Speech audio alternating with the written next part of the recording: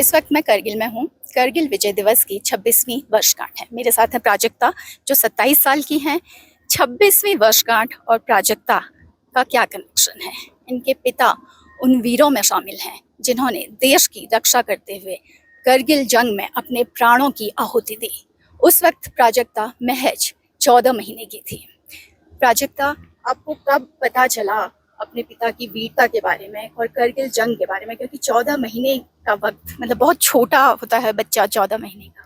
जब से मैं बात करना सीखी हूँ, बातें समझना सीखी हूँ, तब से ही मैं मेरे पापा के बारे में जानती हूँ और तब से ही मैं उनकी स्टोरी से हमेशा इंस्पायर होती रही हूँ। मुझे सबने हमेशा ही उनकी वीर गाथा के बारे में बताया है।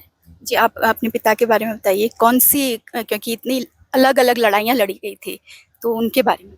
वो 18 गढ़वाल में थे और उन्हें .5140 को कैप्चर करने का रिस्पॉन्सिबिलिटी दिया गया था। उनका नाम? उनका नाम शहीद सुभाष सानव। जी, तो शहीद की बेटी हैं, वीरगति को प्राप्त हुए पिता। करगिल जंग एक हुआ और फिर ऑपरेशन सिंदूर अब आपने देखा, अब आप समझदार हैं, उसके बारे में आप कैसे देखती हैं? मैं हमेशा कहती हूँ कि जो ऑपरेशन सिंदूर है वो इतना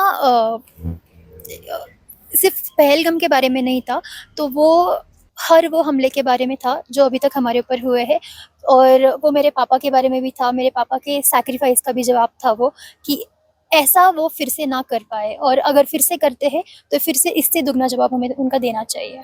प्राजक्ता, खुद को कैसे संभाला? क्योंकि कई बार ये होता है, ऑफ कोर्स आपकी माँ साथ में थी, पूरा सपोर्ट उन्होंने दिया होगा, लेकिन क्या कई चीज़ें आपने मिस की हुई होंगी, तो अभी आप कैसे देखती हैं जंग को और अभी आप क्या कर रही हैं? थोड़ा अपने बारे में बताइए।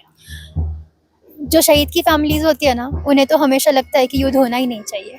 मतलब जब न्यूज़ पे आते रहते हैं, सब लोग देखते रहते हैं, लेकिन जो शहीद की फैमिली होती है, स्पेशली युद्ध में कोई भी, हमारे घर से कोई ना ही हो, लेकिन हम वो फील कर चुके हैं। मतलब युद्ध भले ही कुछ समय के लिए चला हो, लेकिन हमारे लिए वो आज तक चलता रहता है। तो युद्ध तो होना ही नहीं चाहिए, पर अगर होता है तो ऑपरेशन सिंदूर जैसी चीज़ें भी होनी चाहिए। पर यही है कि जो भी हुआ उसके बाद बहुत प्राउड फील करती हूँ। जो भी हिम्मत मेरी माँ ने रखी, मैं तो कौन होती हिम्मत रखने वाली, मुझे मेरी माँ ने संभाला है। और उनसे पहले तो मेरे पापा से और उसके बाद मेरी माँ से हमेशा ही मैंने इंस्पिरेशन ली है। जी, अभी आप क्या कर रही हैं? अभी मैं लॉयर हूँ। प्राजक्ता, हम आपकी माँ से बात करेंगे। मैम, अपना नाम आप पहले बता दीजिए। मैं विद्या सानव फ्रॉम महाराष्ट्र से आई हूँ, बीड़ जिले से। जी, आप भी वहीं हैं, भीड़ में अभी रहते हैं, वहीं आप लॉ घर हमारा भीड़ में है, लेकिन मैं हमेशा पुणे में पढ़ी हूँ और पुणे में ही लॉ किया है मैंने। जी, मैम, अभी कुछ दिनों पहले मेरी आवा प्रेसिडेंट से बात हुई थी, आर्मी चीफ की पत्नी।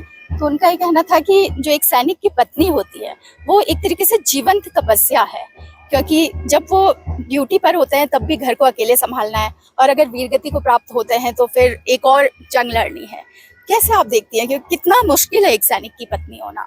जो उन्होंने बताया वो बराबर बताया है, क्योंकि लड़ाई, वो इधर लड़ाई लड़ते इधर ड्यूटी करते, लेकिन सैनिक की पत्नी को हर एक काम करना पड़ता है। अभी हम आजकल देखते, सादा कुछ सब्जियां लाना है तो पत्नी बोलती है पति को चलो मेरे साथ, लेकिन जब हम लोग थैला लेते हैं और सब्जी लाने जाते तो हमें लगता है कि चलो ये अपना ही है, आपने कोई करना है, दूसरा कौन करेगा।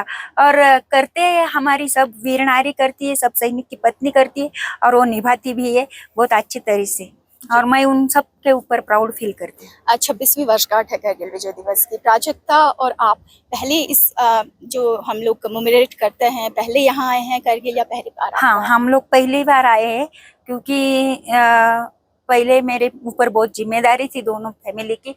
अब थोड़ा सा टाइम मिला तो मैंने खुद सोचा जाना ही जाना है, तो आ गए हम लोग, और इधर से नौता भी आ गए। जी, जैसे मैंने प्राजक्ता से पूछा तो उन्होंने ऑपरेशन सिंदूर का जिक्र किया कि जंग तो होनी ही नहीं चाहिए। आपने करगिल युद्ध देखा है, ऑपरेशन सिंदूर देखा है, क्या संदेश आप देना चाहेंगे? बराबर युद्ध तो नहीं होना चाहिए, लेकिन ये पाकिस्तान और ये लोग करते हैं ना, तो मुझे लगता है एक बार तो बड़ा सा जवाब उनको मिलना ही चाहिए। ये अभी ऑपरेशन सिंदूर तो मिला है, लेकिन उससे ही बड़ा कुछ हो सकता है, वो हमेशा के लिए चुप हो जाए और ऐसे सैनिक परिवार ना हो, तो ऐसा लगता है एक बार तो उनको दिखाना चाहिए। जी, जैसा कि उन्होंने कहा कि पाकिस्तान को जो लगातार आतंकवाद फैला रहा है, आतंक के आका को ऐसा सबक मिलना चाहिए। कि बहुत दोबारा देर से से रुके। करगिल युद्ध जैसा या फिर ऑपरेशन सिंदूर जैसी कोई स्थिति ना आए, इसकी नौबत ही ना आए। पूनम पांडे, करगिल से, नवभारत टाइम्स हाँ के लिए। बात